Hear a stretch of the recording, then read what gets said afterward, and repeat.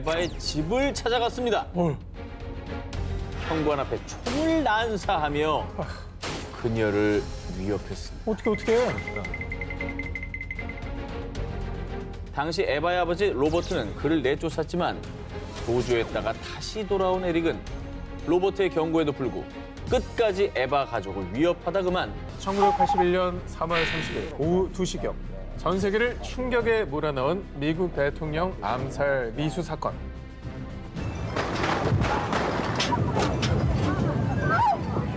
당시 탄환이 로널드 레이건 미국 대통령의 왼쪽 폐 명중.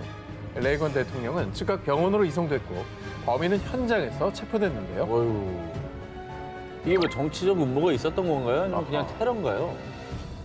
범인 존 워노크 힌클리 주니어가 밝힌 충격적인 범행 동기. 바로 유명 배우 조디 포스터 때문이었습니다. 레이건 대통령은 뭔 상관이야? 무조건 정치적일 거라고 생각했는데. 그러게. 자, 사건 이후 힌클리의 방에서 발견된 편지 내용 보겠습니다. 사랑하는 조디, 내가 지금 대통령 암살을 실행에 옮기려 하는 이유는 당신이 나에게 감동하도록 막연히 기다릴 수 없기 때문이요. 내가 당신을 위해 뭐든지 한다는 걸 기억하길 바라오. 사실 힌클리는 배우 조디 포스터의 스토커. 아유, 그는 조디 포스터에게 매일 편지를 쓰고 조디 포스터가 입학한 대학 근처로 이사도 했지만 그녀를 만날 수 없었는데요. 그러자 힌클리는 조디 포스터에게 자신의 존재를 각인시키기 위해서요.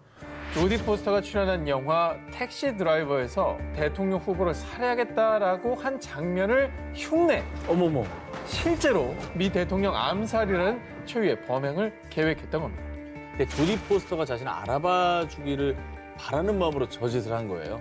너무나 비정상적인 사고방식이죠. 완전히 저건 이해할 수 중증이다. 없어요. 이해할 수 없어요. 팬심도 사랑도 아닌 집착과 관계에 가득 찬 스토커 힌클리의 만행. 이로 인해 레이건 대통령은 생사의 갈림길에 서야 됐고요. 힌클리가 그토록 사랑한다던 조디 포스터는 한동안 외부 활동을 일체 중단. 그리고 18년이 지난 뒤에도 죄책감에 시달렸고 고통을 느꼈다며 스토커의 트라우마에서 벗어나지 못한 모습을 보였는데요.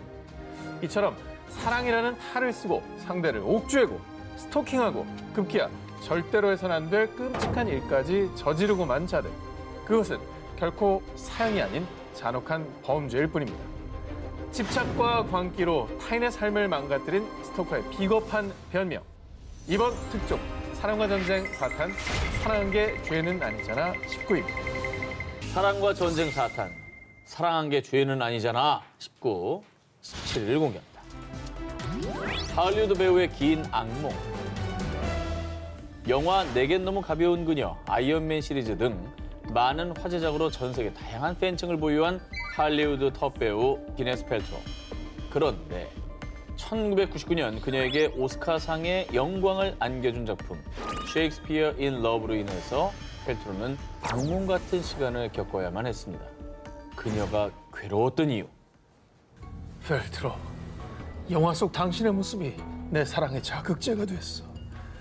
지금 당장 당신의 숨결을 느끼고 싶어. 영화 속 펠트로의 모습에 감명을 받은 단테 소이우라는 남성이 그녀를 스토킹하는 계기가 됐기 때문입니다. 이후 소이우는 그녀에게 음란물과 함께 외설적인 편지를 집요하게 발송, 때로는 펠트로를 위협하며 그녀를 공포에 떨게 했습니다. 그렇게 그가 귀네스 펠트로에게 집착한 기간만 무려 17년이었습니다. 오래도 했네. 아니 이 정도면 진작 좀 격리를 하든지 처벌을 하든지 이렇게 해야지 17년 시간을 그 고통에 빠뜨렸단 말이에요. 그런데 더 놀라운 건요. 소유는 2000년 이미 한 차례 귀네스 펠트로 스토킹 혐의로 기소된 적이 있었다는 겁니다. 하지만 정신질환을 주장. 결국 무죄를 판결받았고요. 당시 정신병원에 입원했는데요. 하지만 그는 퇴원 후 반성은커녕 더 집요하게 펠트로를 스토킹하기 시작. 내가 보낸 귀걸이 받았어? 당신의 예쁜 귀에 어울릴 것 같아. 그리고 나 목표가 생겼어. 당신이랑 결혼을 해서 당신을 돌보는 거. 그녀에게 지속적으로 사랑을 고백했고요. 그렇게 펠트로에게 보낸 편지만 무려 66통이었습니다. 결국 지난 2016년 오랜 세월 참았던 펠트로가 드디어 폭발. 소유를 스토킹 혐의로 다시 한번 고소. 로스앤젤레스 법정에서 마주하게 됐습니다. 이게 문제야. 하지만 법정에선 소이유는 펠트로에게 사랑과 우정을 보여주고 싶었을 뿐이라고 주장, 스토킹 혐의를 부인했는데요. 갑자기 법정만 오면 착해지네. 아유. 그러니까 이런 일방적인 건 정말 진짜 끔찍하네 진짜. 하지만 배심원단은 그의 행위가 비난받아 마땅하지만 최근 위협적이거나 음란한 메시지가 없었다는 점, 그가 반성을 하고 있다는 점을 근거로 중죄 스토킹에는 해당하지 않는다고 판단, 소이유에게 무죄를 선고했습니다. 이게 조금 무죄가 나왔다는 건 이해가 되지 않아요? 판결이 너무 아쉽죠. 네. 스타들의 사생활을 공포로 몰아넣는 스토킹. 스토킹은 팬심도 관심도 아니고요. 그냥 한 사람을 괴롭히는 범죄일 뿐입니다. 사랑과 전쟁 4탄 사랑한 게 죄는 아니잖아 19 13위 공개합니다. IT 전문가 남편의 기막힌 몸. 2021년 영국 사이 좋았던 부부 애슐리 허턴과 빅토리아 허턴. 그런데 출장을 갔다가 돌아온 아내 빅토리아의 가방에서 평소 입던 것과 다른 속옷을 보고 외도를 의심하게 된 남편 애슐리. 아하. 그는 약 8년 동안 함께 살아온 아내에게 큰 배신감을 느꼈는데요. 근데 속옷이 평소와 다르다고 외도를 의심한다는 건 좀 그런데요. 직접 증거는 아니에요. 네. 네. 뭐 남자 속옷이 있으면 몰라도. 아니고 여행 갔을 때 뭐 피치 못할 사정으로 현지에서 구입할 수도 있거든요. 그럼. 네. 남편 애슐리의 불안함이 커져가던 그때 나한테 사기를 쳐? 진실은 항상 밝혀진다고! 그 막연했던 의심에 쐐기를 받게 해준 하나의 진실이 밝혀졌습니다. 런던으로 출장을 간다고 밝혔던 아내 빅토리아가 실은 런던이 아닌 최서에 갔다는 걸 알게 된 건데요. 그는 아내를 추궁했고 결국 재판까지 가게 됐습니다. 아이고. 이게 부부간의 이게 믿음이라는 게 조그마한 균열이 생기면 이게 와르르 무너지는 그럼. 거예요. 그런데 정작 기소된 것은 외도를 의심받았던 아내 빅토리아가 아닌 남편 애슐리였습니다. 아내를 의심한 애슐리는 최첨단 수사 기법을 동원했는데요. IT 전문가였던 그가 선택한 방법은 바로 도청과 GPS 위치 추적. 아이고. 침실을 포함한 집안 곳곳에 도청 장치를 설치했고요. 아내가 타고 다니는 자동차에도 도청 장치와 함께 GPS 위치 추적 장치까지 몰래 설치했습니다. 그렇게 한 달 이상 아내의 사생활을 은밀하게 뒷조사한 결과 아내의 거짓말을 밝혀냈던 건데요. 이에 아내 빅토리아는요. 나 몰래 내 사생활을 도청해? 소름 돋아.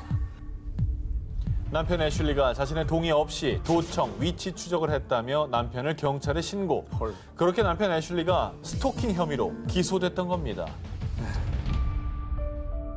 불법적으로 이게 녹취나 위치 추적 사생활 침해는 이거는 어떤 걸로도 정당화될 수가 없어요. 그러니까 결국에는 자기는 피해자였지만 이 방법을 통해서 자기가 가해자가 돼버려요.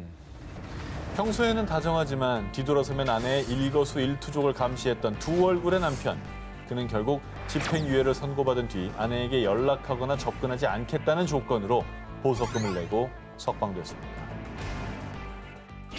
사랑과 전쟁 사탄, 사랑한 게 죄는 아니잖아 19, 12위를 공개합니다. 우리 집에 뭐뭐 있다. 헐. 2009년 미국 배우 겸 작가로 활동하는 조 커밍스는 집에서 쉬던 중 이상한 경험을 했는데요. 이게 무슨 소리지? 설마 도둑이야? 어? 아무도 없네? 늦은 새벽에 집 어딘가에서 의문의 인기척을 느낀 겁니다. 아까 배우라고 했잖아요. 네. 혹시 팬이라. 뭐 사생 팬이 있어서 네, 팬이네. 몰래 들어가 있던 거 아니야? 자, 그런데 말입니다. 기묘한 건 이뿐이 아니었습니다. 또 있어. 어? 내가 어제 샌드위치를 냉장고에 넣어둔 것 같은데? 아니었나? 자꾸만 사라지는 음식들. 그리고 새벽에 들리던 그릇 달그락거리는 소리. 알 수 없는 일들이 끊이지 않자 스트레스를 받던 커밍스는 집안에 CCTV를 설치했는데요. 아우, 무서워라. 그런데 CCTV에 포착된 충격 광경. 너 들어왔어? 보자, 아직 없어. 저 문이 살짝 열리는 거 아니야? 저기야? 너 온다. 저기야? 뭐야? 너 내려온다. 에? 다락방 같은 데서 뭐 내려온 거 아니야 지금? 기생충이야? 헐! 영화 기생충이네. 저기 살고 있는 거야? 저 지금 위에서 지금 나온 거죠. 저 뭐 여자야? 환풍구 같은 데서. 어머, 우유 꺼내서 마시네. 저 사람이 범인이었네. 그냥 이것저것 다 하네. 우유만 마시는 게 아니라. 아니 영화 기생충 내용이 그대로 나온 거 아니에요? 맞습니다. 늦은 밤 커밍스가 잠들고 난 뒤 환풍구에서 내려오는 의문의 여성. 그녀는 익숙하다는 듯이 냉장고에서 음식을 꺼내 먹었는데요. 커밍스가 잠에서 깨 방에서 나오면 급히 몸을 숨겼다가 커밍스가 방으로 돌아가면 다시 온 집안을 휘젓고 다녔고요. 아침이 되기 전에 다시 환풍구로 숨어들었습니다. 너무 무섭다 이거. 나 몰래 동거인이 있었네. 저 얼마나 몰랐던 걸까? 아니 그럼 저 여자 정체가 뭐예요? 그녀가 커밍스의 집에 침입한 이유. 커밍스가 보고 싶어서 그 집에 들어갔어요. 사실 그녀는 커밍스를 마음에 품은 팬이 아닌 스토커. 아유. 그녀는 커밍스 집에서 몰래 숨어 살면서요. 이 샌드위치에 커밍스의 입술이 닿았겠지? 소파에서 그의 채취가 느껴져. 커밍스가 남겨둔 음식을 훔쳐먹고 커밍스가 휴식을 취하던 소파에 온몸을 기대기도 하며 집안 구석구석에 묻어있는 커밍스의 흔적을 느끼고 있었던 건데요. 아유. 그렇게 커밍스는 본인도 모르는 사이에 스토커와 무려 2주간 동거하고 있었습니다. 이거 뭐 떼심도 아니고 뭐 아무것도 아니죠. 그냥 범죄잖아요, 범죄. 가택 침입에 절도에. 결국 커밍스는 스토커를 경찰에 신고했는데요. 좋아하는 배우의 집에 2주간 숨어 산 여성. 진정한 팬이라면 배우의 사생활을 존중하고 선을 지키면서 응원해야 한다는 것을 명심하기 바랍니다. 사랑과 전쟁 4탄 사랑한 게 죄는 아니잖아 19 11일 공개합니다. 모모와의 은밀한 동거. 미국 아틀란타에 거주하는 여성 리비 클리브스는 언젠가부터 이상한 일을 겪기 시작했는데요. 자신의 방에서 낯선 향수 냄새가 나는가 하며 한밤중에 정체를 알 수 없는 거친 숨소리가 들린 겁니다. 무섭다 진짜. 이거 너무 무섭다. 냄새도 그렇고 소리가 들린다고요? 100% 딴 사람이 지금 집에 있다는 거잖아요. 거의 저건 룸메이트 아니야. 처음에는 환청인가 싶었지만 계속 이상한 일이 반복되자 클리브스는 방을 찬찬히 둘러봤지만요. 아무것도 발견하지 못했습니다. 그러다 혹시 몰라 침대 밑을 살펴본 그때 설마. 당신 누구야? 침대 밑에 숨어 자신을 빤히 쳐다보고 있는 한 남성과 눈이 딱 마주쳤습니다.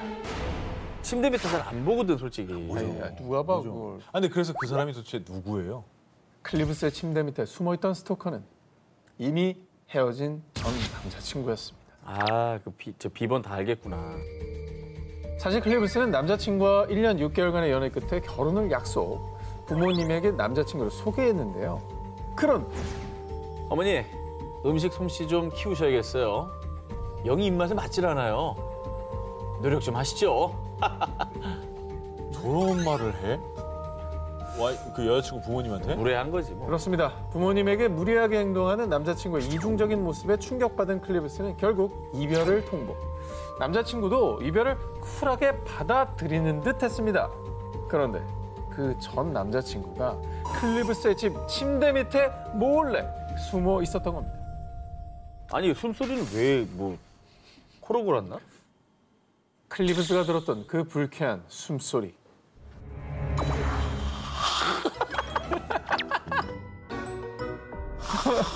클립스, 지금 너와 함께 누워있는 기분이야. 진짜 기분 나쁘다.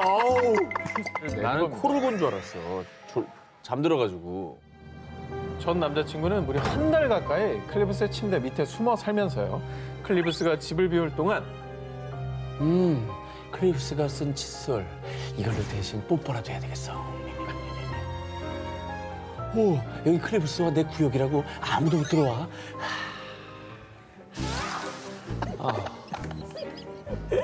요새는 안 하죠?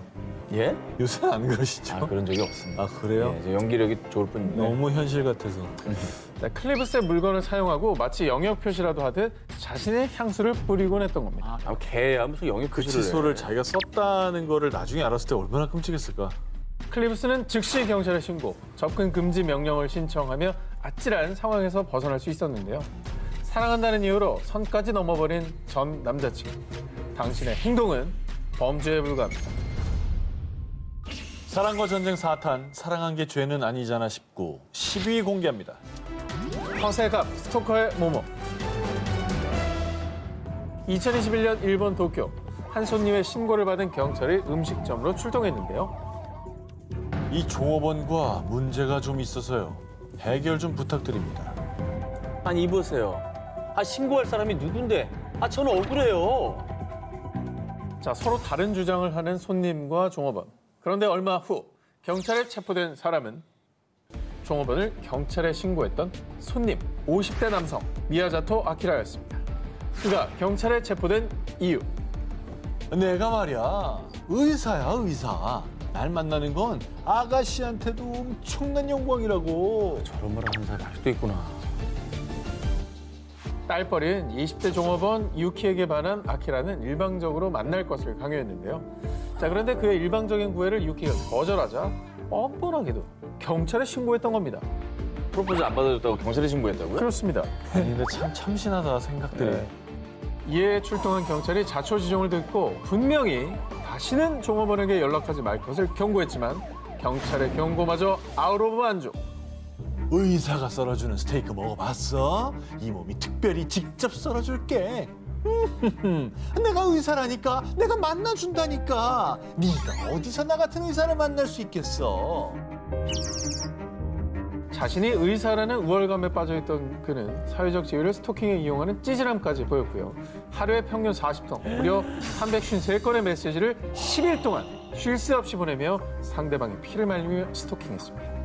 아니 근데 저렇게 해놓고 자기가 신고를 한다는 게 난 도저히 이해가 안 되네. 그러니까 저게 우리가 상식적으로 생각할 수 있는 구조가 아닌 거예요. 결국 아키라는 스토커 규제법 위반 혐의로 경찰에 체포, 그리고 이전에도 여성들의 SNS에 자신이 의사라고 강조하며 의학적인 지식을 뽐내는 댓글을 달며 접근했던 사실까지 밝혀지자 사람들은 그를 두고 엽기 의사 스토커라고 비난했지만요. 그는 끝까지 침묵으로 일관, 반성 없는 태도로 손가락질을 받았습니다. 제대로 치료한 환자가 한 명이라도 있을지가 궁금해집니다. 지금. 정신과에서 만나봐요. 그 친구들 많을 거 아니야. 사랑과 전쟁 4탄, 사랑한 게 죄는 아니잖아 19, 9위를 공개합니다. 모모 날린 여자.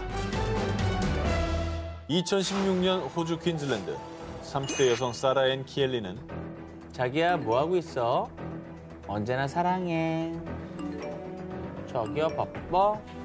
나 임신했다니까 왜 연락이 안 돼? 얼른 답장 줘. 야. 임신을 하니까 남자친구가 돌변한 건가요? 사실 사라는 2016년 9월 남자친구 케빈에게 일방적으로 이별 통보를 받았는데요. 너무나 사랑했던 남자친구와의 이별을 받아들일 수 없었던 사라는 케빈에게 전화를 걸었습니다. 그런데 이 전화 때문에 그녀는 법정 공방을 벌여야만 했습니다. 전화를 뭐 어떻게 협박조로 했나? 그랬나 보다. 아니 근데 본인이 아까 임신을 했다면서요. 그러니까 양육비 고소 뭐 이런 거. 사라의 전화가 문제가 된 이유. 약 1년 동안 그녀가 케빈에게 건 전화만 무려 4,270통. 하루에 몇 번 자는 거 빼면 거의 뭐 한 시간 두 번씩 한 거죠. 어우. 아니 임신했는데 전화 안 받고 잠수 타면은 할 수 있지. 4,000번 할 수 있지. 그런 건 할 수 있지. 그 정도는. 케빈의 아이를 가졌다는 것도 거짓말. 그뿐 아니라 자꾸 전화 안 받으면 가정폭력범으로 신고한다. 케빈을 수시로 협박했는데요. 헐. 심지어 어떻게 번호를 알았는지 케빈의 새 여자친구에게도 무려 약 700통의 협박성 메시지 폭탄을 투척했습니다. 아니 생생 사시지. 아유. 저 문자를 보면서 정말 잘 헤어졌다 생각했을 것 같아. 그러니까. 한편으로는. 그리고 그녀는 전화로만 그치지 않고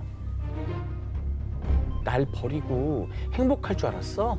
다 부셔버릴 거야.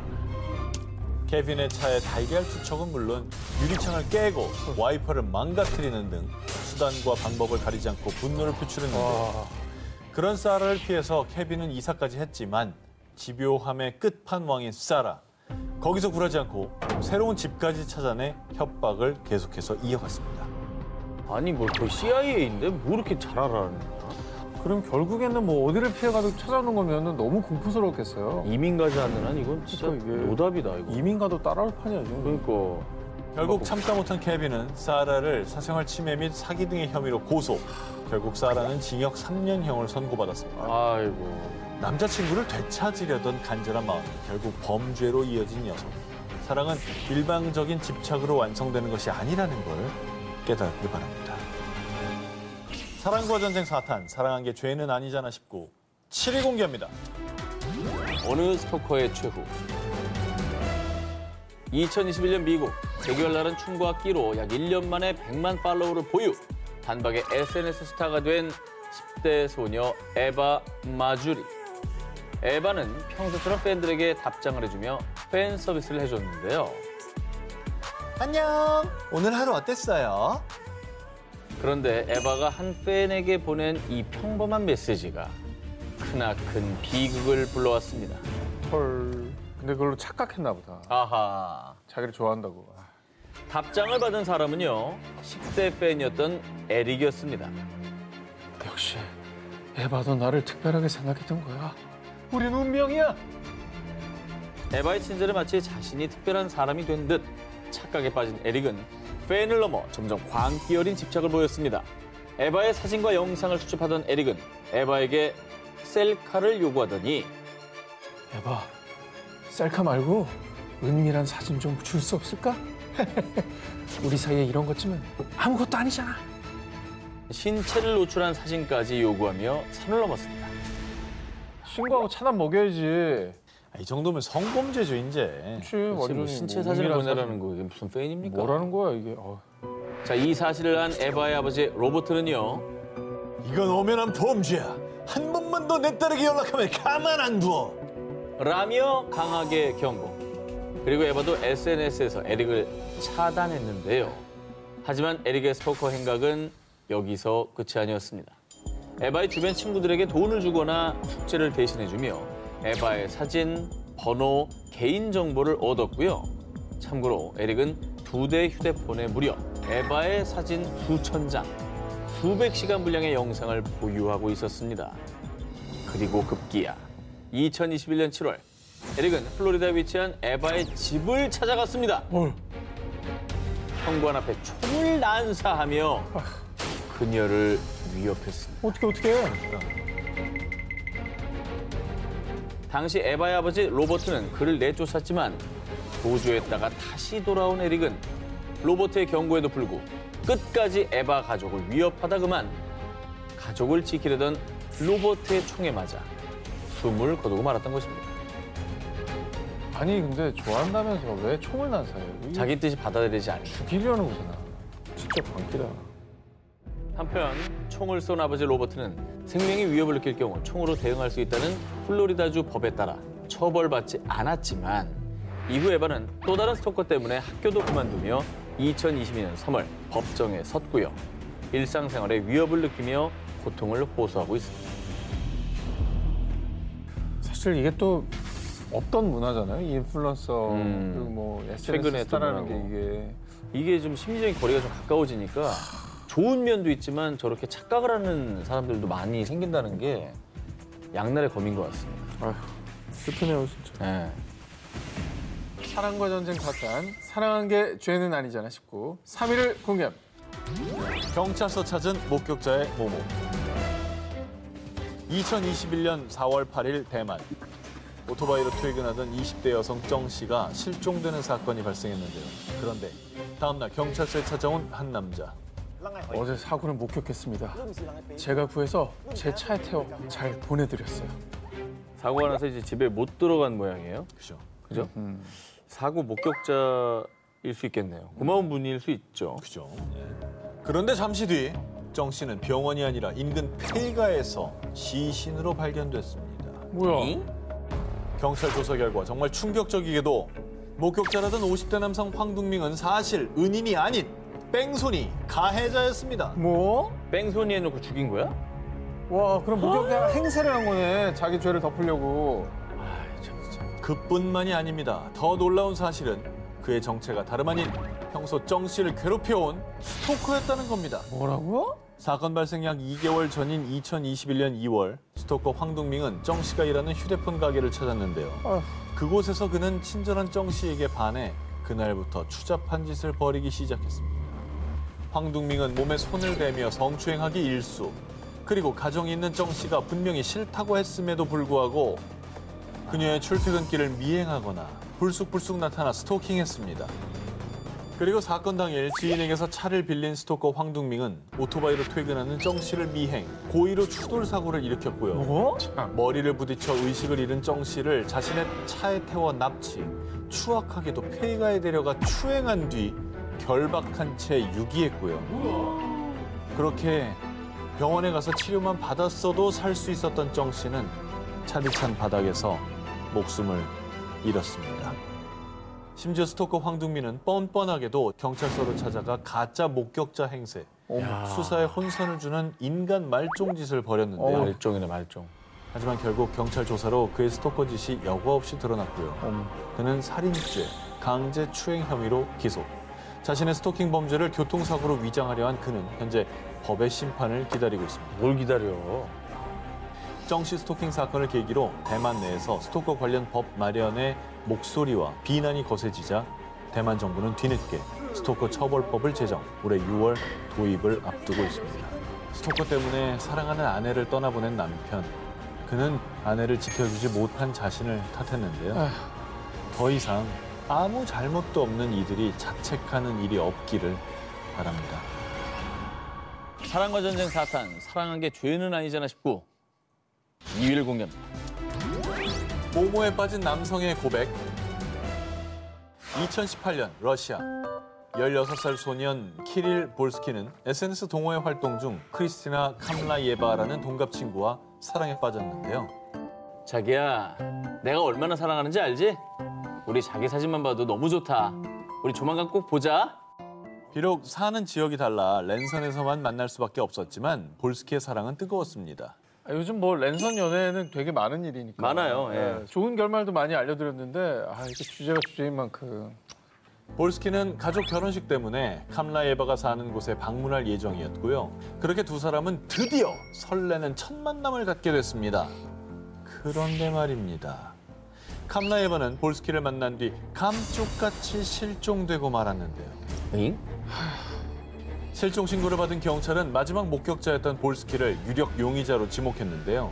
그는 처음엔 혐의를 부인했지만 거짓말 탐지기 검사 결과 볼스키의 알리바이가 거짓으로 드러나며 결국 그는 캄라예바를 살해했다고 실토했습니다.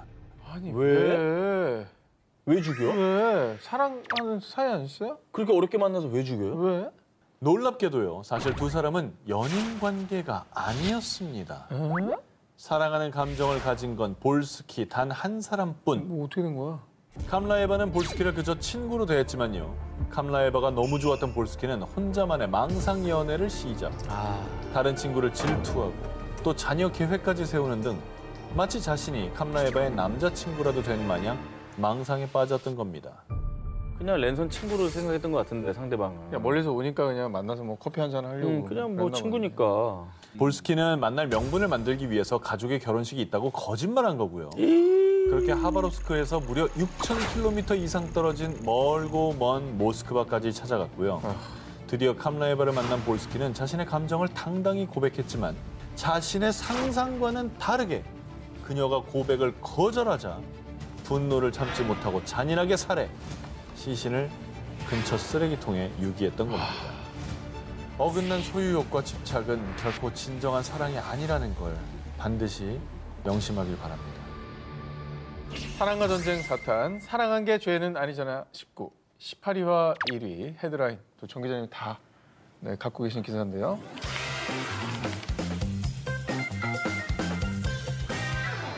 (2007년 3월) 홍콩 60대 남성 양친지는 한 남성을 향해 더 이상은 못 참아. 우리 딸 양미주안이 이렇게 고통스러워하는 건 다 당신 때문이야. 경고의 메시지를 남겼습니다. 뭔 얘기죠? 그러니까 누가 딸을 스토킹을 하고 있는 건가요? 리암 그래서- 니슨입니까? 그런 네. 모드입니까? 그래서 딸을 스토킹하는 구하려는 아빠의 마음. 딸 가진 아빠로서는 저 마음은 100% 이해합니다. 스토커와 달라붙으면 아빠는 화가 나거든요. 당연하죠. 아니, 당연하죠. 네. 그런데 말입니다. 여러분의 예상과는 아예 다릅니다. 에? 이번 사연의 스토커는 다름 아닌 그의 딸 양리주안이었습니다. 뭐? 자, 그러니까 양친지의 딸은 스토킹의 피해자가 아니라 가해자였던 것이죠. 1994년 중국 간수성 란저우에 살던 양친지의 16살 딸 양리주안은요. 영화배우 유덕화에게 흠뻑 빠져서 학교도 그만두고 덕질에 몰두 20살이 된 이후에는 유덕화를 보기 위해 그의 스케줄을 따라 베이징에 6번, 홍콩만 3번을 방문. 하지만 무려 13년간 단 한 번도 그를 만나지 못했습니다. 아니 만나지 못할 수 있죠. 아니 근데 사실은 맹목적으로 저렇게 연예인 따라다니고 그렇게 긴 시간 했으면 그 정도면 됐다. 그럼. 이렇게 할 것 같은데. 아니 따라다니는 거는 뭐 연예인들 좋아하시는 분들은 많으니까 그건 얼마든지 그럴 수 있는데. 근데 아까 우리가 들은 아빠의 반응은 지금 우리가 아는 거하고 다르잖아. 그렇죠. 너무 다른데? 네. 유덕화와 결혼하겠다며 그를 찾아 헤매는 딸을 지켜보던 아버지는요. 늦둥이 딸을 전폭적으로 지원. 넉넉지 않은 형편에도 적금을 깨는가 하면 심지어 집을 팔고 급기야 신장 매매까지 시도. 딸을 뒷바라지했습니다. 그러다 2007년 드디어 꿈에 그리고 그리던 유덕화 실물 영접에 성공한 양리주안. 홍콩에서 열린 팬미팅에서 무려 13년을 찾아 헤맨 그와 드디어 대면하게 된 겁니다. 자, 하지만 그녀가 유덕화를 1대1로 대면할 수 있었던 시간은 단 10초. 아니 뭐 팬미팅이란 게 다 그렇잖아요. 좀 오래 본 거예요. 그래. 그토록 꿈꾸던 순간이었지만 오히려 짧은 만남에 허무했던 양리주안은 더 큰 고통에 시달리고 맙니다. 아니 그러면 앞에 아버지가 경고의 메시지를 보냈다고 했잖아요. 네. 딸이 너무 그렇게 고통스럽고 힘들어서 유덕화 씨에 대해서 그렇게 얘기를 한 겁니까? 자, 그런데 말입니다. 정말 놀라운 사실은 그 메시지가 아버지 양친지의 유서였다는 것입니다. 그는 유덕화를 원망하는 데 그치지 않았고요. 스스로 목숨까지 끊는 것입니다. 하지만 그녀는 아버지의 죽음에도 유덕화에 대한 집착을 버리지 못했습니다. 이미 정상이 아닌 겁니다, 지금. 자, 하지만 유덕화가 자신을 만나주지 않자 급기야 아버지의 죽음이 그의 탓이라고 소송을 제기합니다. 자, 하지만 결국 패소했고요. 이 사건 이후로 유덕화는 충격에 정신과 치료까지 받아야 했습니다. 내가 열심히 연예인 활동을 한 결과로 누군가가 죽었다, 자살했다. 그럼 다행히 7년이 지난 2014년 양리주안은 부친의 자살과 유덕화는 무관하다며 사과했고요. 현재는 과거 자신의 행동과 아버지의 죽음에 큰 죄책감을 느끼고 반성하며 살고 있다고 합니다. 2013년 10월 일본 군마현 다테바야시 25세 여성 스즈키 치히로에게 연락한 38세 남성 나가이 타가오. 낮에 같이 밥 먹은 남자 누구야? 그 남자랑 무슨 사이냐고? 아무 사이 아니라니까. 거짓말! 지금 네 집 앞이야. 너 나올 때까지 기다린다. 일단 뭐 남자가 굉장히 화가 나 있고 어쨌든 의심받는 상황인 것 같아요. 네. 사실 두 사람은요 커플이 아니었습니다. 커플도 아니에요 심지어? 이미 헤어진 사이. 그럼 남이네. 뭐야 끝났으면 끝난 거지. 저렇게 딴 얘기할 남자를 권한도 없어요. 그럼 만나던 말던 무슨 상관이세요? 뭐하건 상관없는 거 아니에요? 이게 구질구질한 내용이네. 집착하고 그죠? 자, 그런데 말입니다. 치히로에게 재결합을 강요하던 타가오는 급기야 그녀를 폭행하고 스토킹. 결국 견디다 못한 치히로는 몰래 이사한 뒤에 타가오가 자신을 찾을 수 없도록 주민대장 열람 제한까지 신청했습니다. 얼마나 무서우면 이사까지 했고 완전히 그냥 그 남자한테 벗어나려고 시도는 한 거잖아요. 그렇죠. 네. 치히로가 이사를 가자 분노에 타오른 타가오. 감히 날 피해 숨어? 두고 봐. 내가 반드시 찾아낸다. 그는 치히로를 찾기 위해 특단의 조치를 취했습니다. 경찰서죠? 불법 각성제 갖고 있는 사람들 신고하려고요. 뭐? 치히로 가족의 차에 몰래 불법 마약 성분이 든 각성제를 가져다 둔 타가오. 헐. 그는 이 일로 치히로 가족이 체포되면 치히로가 가족들 면회를 올 거라 생각한 겁니다. 와, 사이코패스구나. 사이코패스. 가족이 경찰서에 가면 얘가 면회를 오니까 그러면 쫓아가서 집이 어딘지 알아내겠다 이거잖아요. 지금. 그렇죠. 사이코패스. 다행히 치히로의 가족들은 누명을 벗으며 체포되지 않았고요. 치히로를 찾으려던 타가오의 계획은 실패했습니다. 하지만 포기하지 않았던 타가오. 얼마 뒤 2차 계획에 돌입합니다. 바로 치히로 아버지의 차에 몰래 GPS를 부착한 것이지요. 헐. 이후에 딸의 집에 방문하는 치히로의 아버지를 미행했던 타가오. 아니, 당신이 어떻게 여기?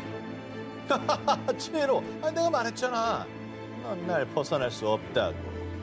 근데 또 찾아냈으니까 얼마나 불안하겠어요. 저 정도의 집요함이면 어디로 가든 찾아낼 것 같아요. 진짜 너무하네. 타카오가 치히로의 집을 찾아내고 며칠 뒤인 2014년 2월 19일 안타깝게도 차량 안에서 머리에 충격을 입고 사망한 채 발견된 치히로. 뭐? 그리고 얼마 뒤 스토커 타카오 역시 극단적인 선택을 하며 비극적인 최후를 맞이했습니다. 숨막히는 전 남자친구의 스토킹, 과도한 집착, 어긋난 소유욕이 가져온 비극적인 결말뿐이었습니다. 자, 오늘의 데스크 심리연구소 대표 차이연님을 영상으로 만나보겠습니다. 안녕하세요. 네, 안녕하세요. 네, 저희 기사들에 대한 평가를 부탁드리겠습니다. 처음에는 자신의 존재를 알리고 싶어하고 또 서로 사랑에 빠지길 원하는 스토커들. 하지만 자신의 뜻대로 되지 않으면 사랑이 분노로 변하고 결국 폭력을 써서라도 자신이 갖고 싶어하는 걸 가져야만 하는 이 삐뚤어진 소유욕이 바로 스토킹 범죄의 본질입니다. 상대가 원하지 않는 표현 방식은 모두 폭력이라는 사실을 기억하셨으면 좋겠습니다. 자, 그럼 오늘의 1위 기사 발표해 주시죠. 1위는 전 남자친구의 위험한 함정입니다. 단 한 명의 대상에게 집요하게 집착하고 통제하고 폭력을 저지르기까지 정말 그동안 피해자가 숨막힐 정도로 고통을 받았을 거라는 생각이 듭니다. 하지만 스토커로부터 벗어나고 싶어 했던 피해자가 죽음으로 벗어날 수 있었다는 사실이 더욱 안타까웠는데요.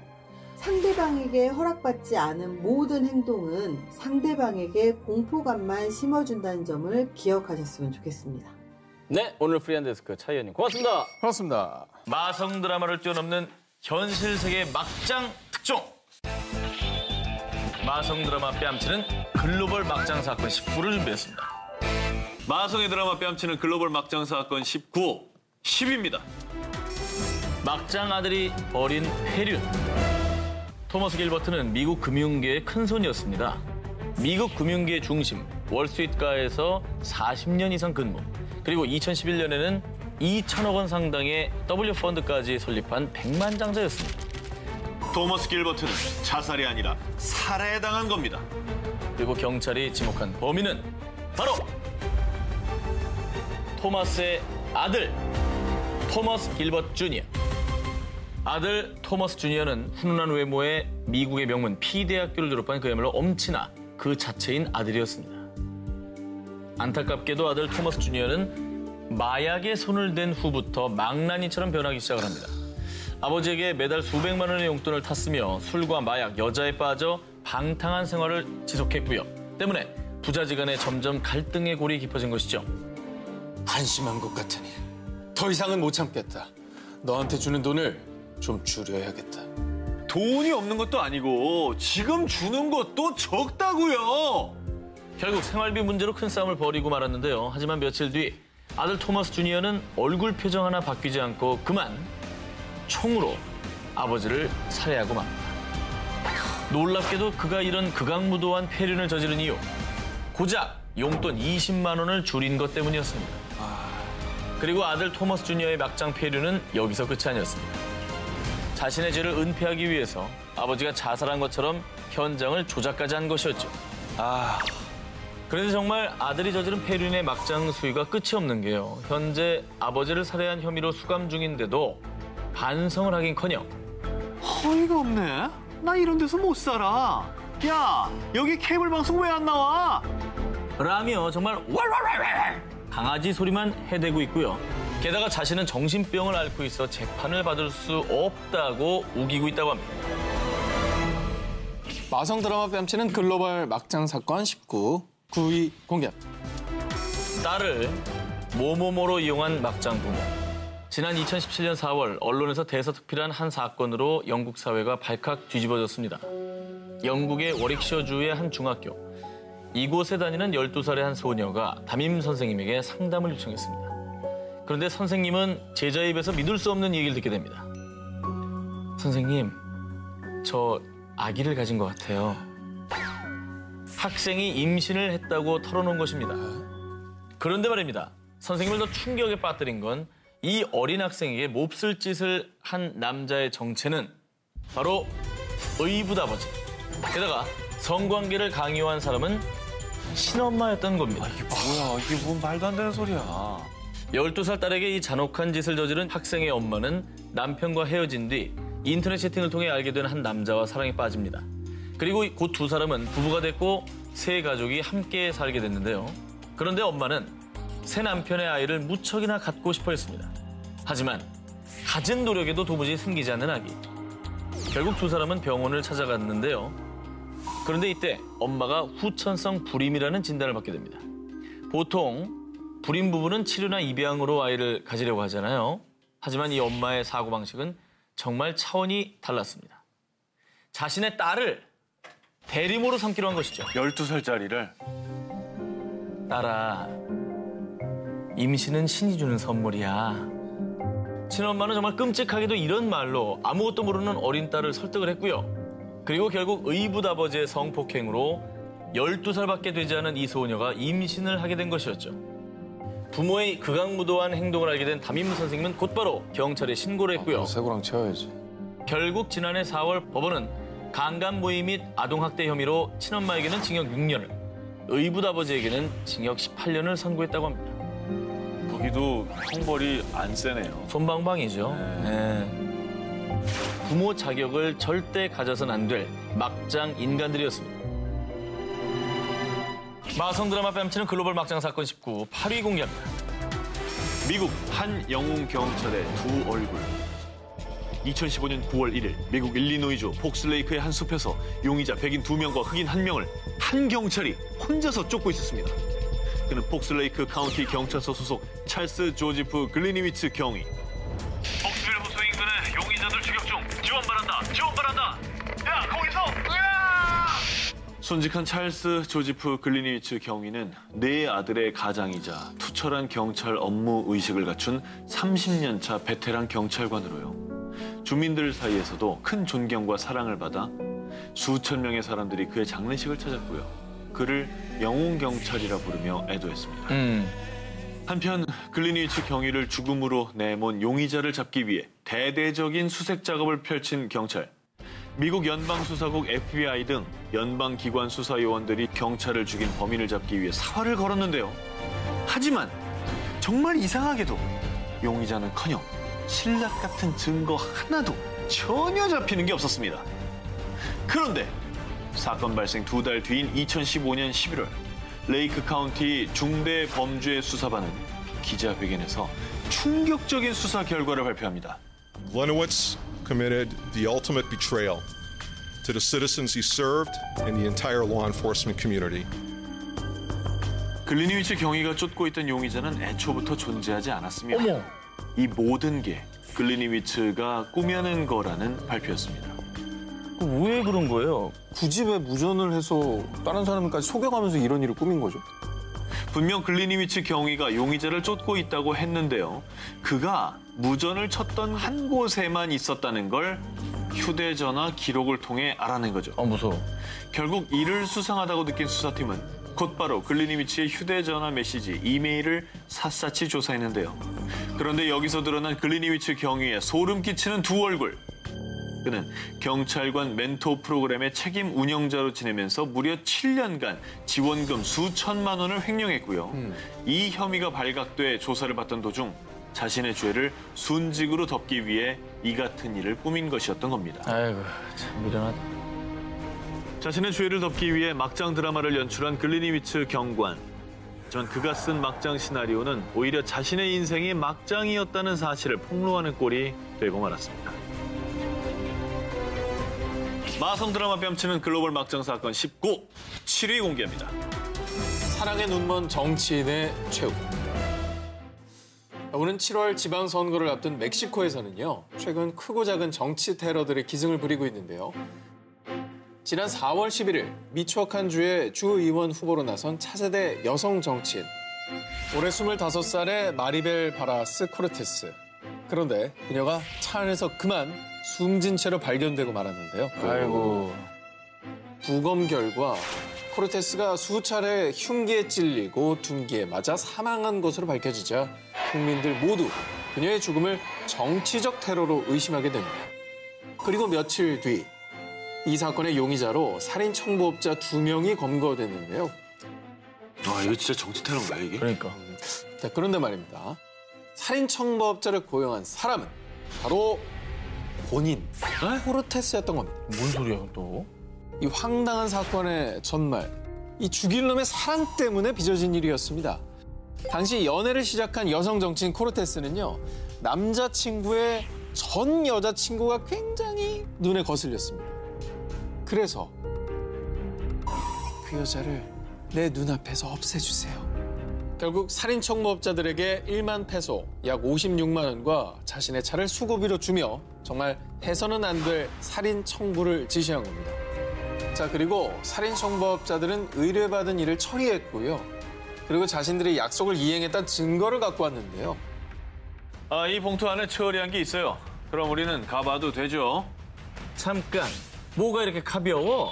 아, 어디서 개X야? 누굴 바보로 알아? 코르테스가 화가 잔뜩 난 이유.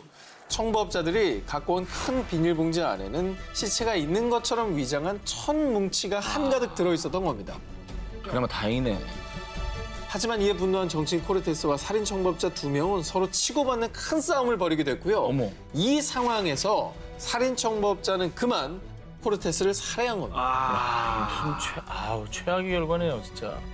사랑에 눈이 멀어 무고한 여성의 인생을 망치려 했던 코르테스. 하지만 결국 재궤에 넘어가 최후를 맞이하게 된 막장 치정극이었습니다. 마성 드라마 뺨치는 글로벌 막장 사건 19, 6위 공개합니다. 내가 더 많이 사랑한 죄.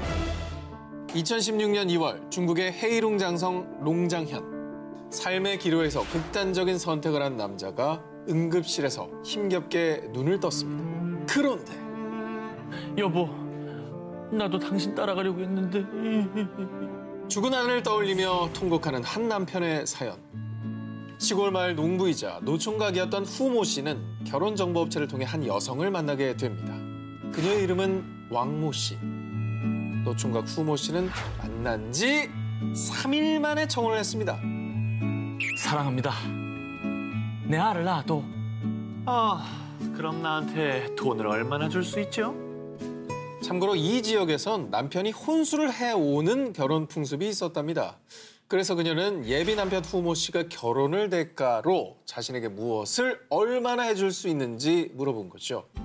결국 여자 왕 씨의 요구에 따라 약 340만 원의 현금과 그녀가 원하는 혼수품들을 장만해 주고서야 결혼식을 올릴 수 있었습니다. 남편 후 씨는 달달한 신혼생활을 꿈꿨지만요. 그 꿈은 얼마 가지 않아 산산조각이 나버리고 맙니다. 이 쥐꼬리만한 돈으로 어떻게 살아? 그리고 난 훈수도 정말 마음에 안 들었어.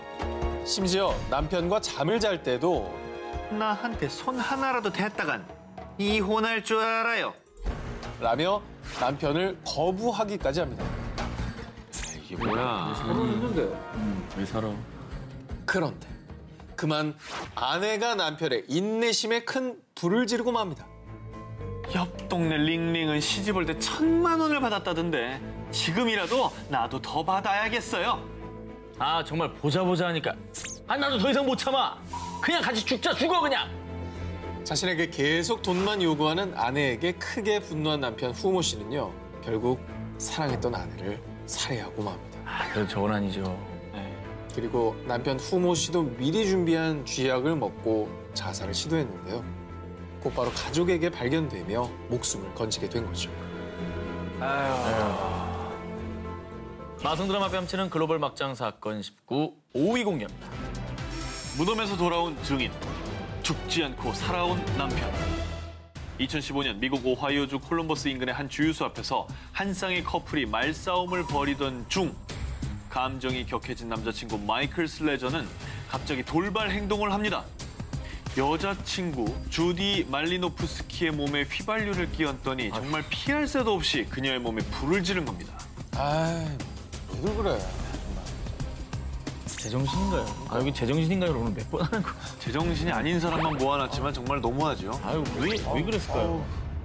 당시 31살이었던 여자친구 주디는 이 화재 사고로 그만 머리끝부터 발끝까지 신체 약 80%나 화상을 입고 맙니다. 2년간 무려 60번이 넘는 대수술을 받으며 정말 지옥 같은 투병 생활을 이어나간 주디. 그 와중에 남자친구인 가해자 마이클은 실수였어요. 담배 피우다가 그만 여자친구한테 불이 붙은 거라고요. 아니 내가 설마 일부러 불을 질렀겠어요? 라면서 뻔뻔한 변명만 했고요. 이렇게 한 여성의 인생을 송두리째 망가뜨린 인면수심의 범죄자 마이클은요. 다음 해인 2016년 12월 재판에서 단지 방화와 폭행 혐의로 11년의 형만 받게 됐습니다. 11년형으로 끝날 일입니까 이게? 아니, 이게 그러니까 상식적으로? 뭐 형량을 떠나서 반성하지 않는 인간에게 저렇게 정말 가벼운 처벌을 준다는 게 말이 됩니까? 하지만 그러던 중 주디는 결국 2017년 6월 33살 꽃다운 나이에 세상을 떠나게 됩니다. 살인자야, 살인자. 살인자지. 살인자네. 이미 살인자예요. 네, 너무 안타까워요, 진짜. 그런데 정말 다행히도 올 7월 마이클이 다시 법정에 서게 됐습니다. 그런데 마이클을 다시 법정에 세운 건 다름 아닌 사망한 그의 전 여자친구 주디. 세상을 떠났는데 어떻게 된 거죠? 재판이 진행되는 동안 주디를 보살피던 의료진과 가족들은 그녀의 생존 가능성이 희박하다고 판단해 살인사건 기소 준비에 착수했습니다. 결국 2017년 1월 검찰 수사관들은 병원 침대 옆에서 주디의 법정 선서와 증언을 녹화했고요. 힘겹게 이어진 증언은 겨우 2시간 끝에 모두 촬영할 수 있었는데요.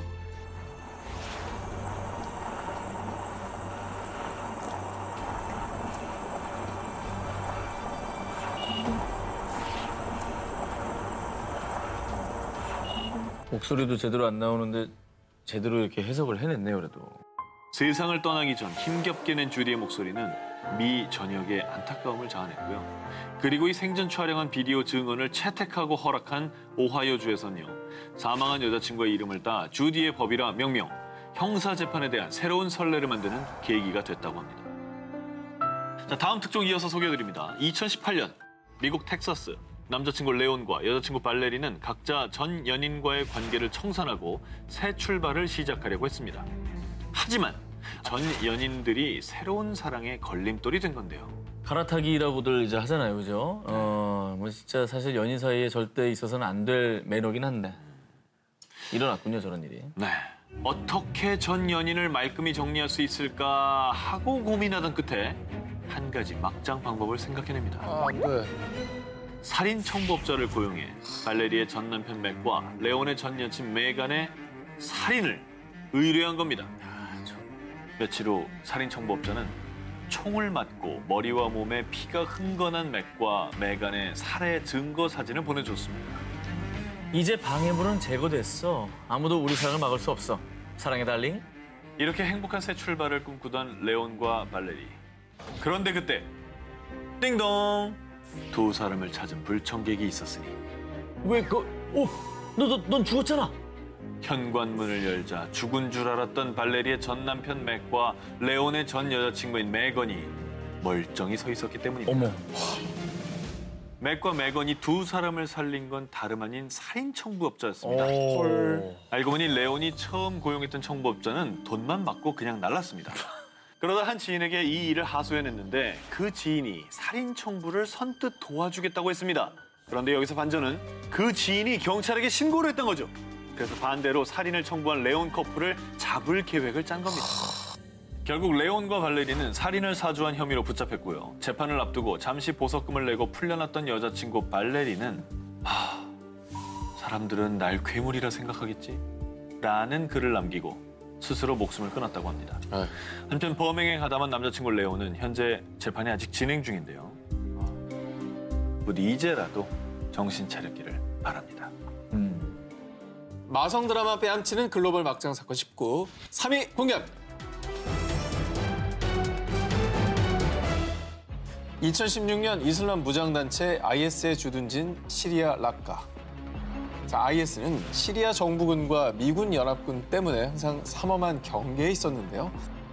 이곳에 사는 중년 여성 레나 알카셈은 불안 속에 하루하루를 보냈습니다.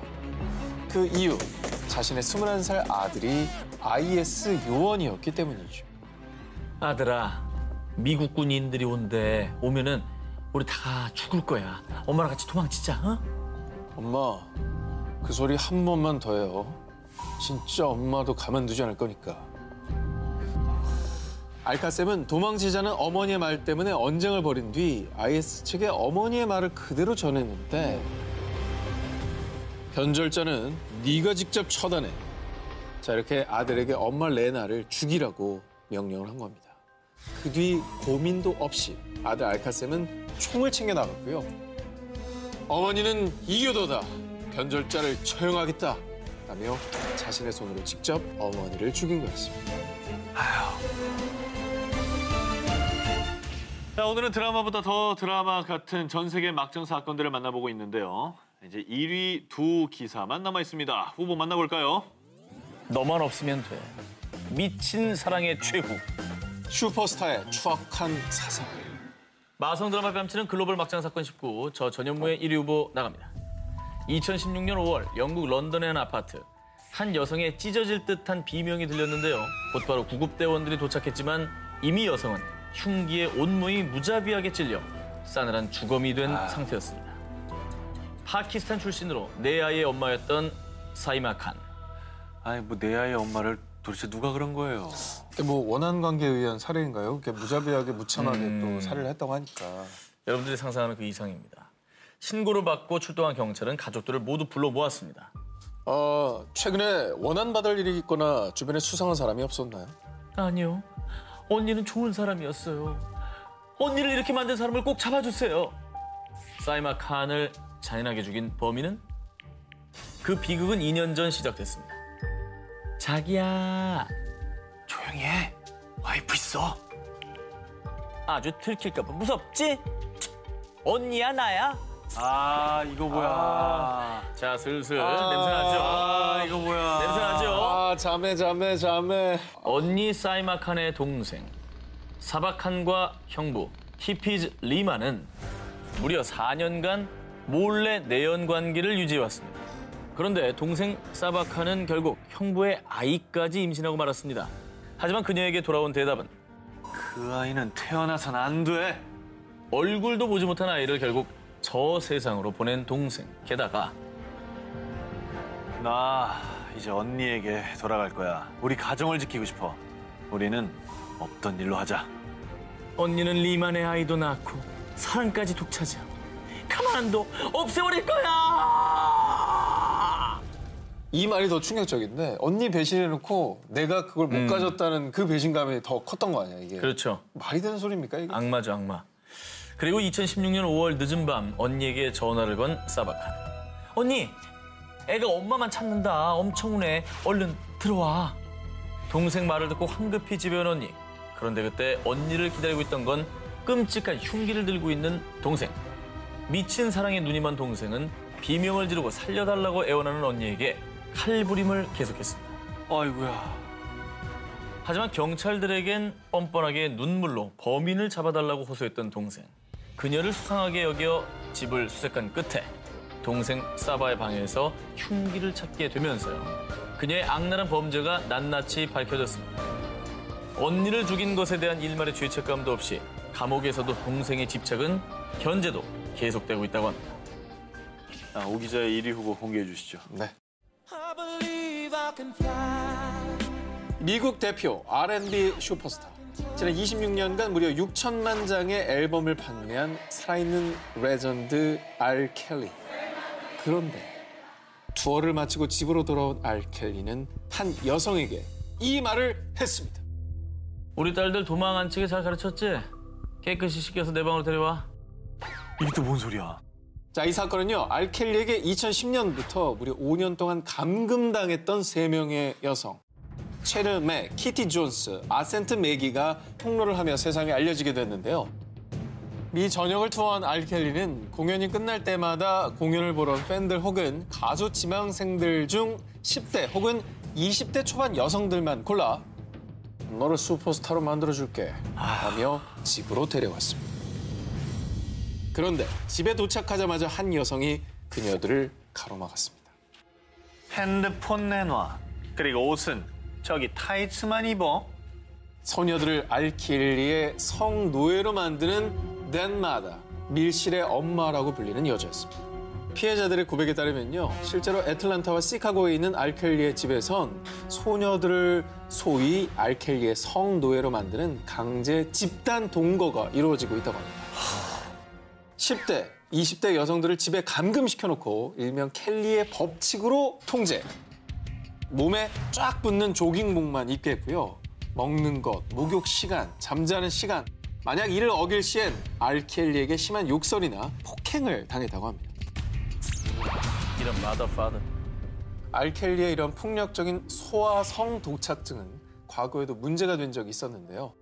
2002년 2월 켈리와 14살 소녀의 성관계 영상 유출 사건이 있었습니다. 그때 당시 알켈리는 아동 포르노 제작 등 14개 혐의로 기소가 됐는데 하지만 영상 속 미성년자들의 신원이 확실치가 않아서 무죄로 풀려났었다고 합니다. 지금까지도 부적절한 성 스캔들이 끊이지 않는 알켈리. 계속해서 새로운 피해자들의 폭로도 속출하는 중입니다. 하지만 알켈리는 제 사생활일 뿐입니다. 존중해주세요. 하며 뻔뻔한 변명으로 일관하고 있다고 합니다.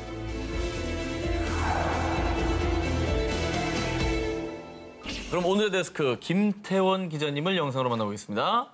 안녕하세요. 네, 안녕하세요. 김태원입니다. 오늘 기사들에 대한 총평 부탁드리겠습니다. 막상 사건 사고를 많이 접한 입장으로서도 이건 좀 심하다. 내가 취재했다면은 기자 접고 싶었을 수도 있겠다 싶을 정도로 심한 사건들도 있더라고요. 1위 기사 발표해 주시죠. 오늘의 1위 기사는 슈퍼스타의 추악한 사생활입니다.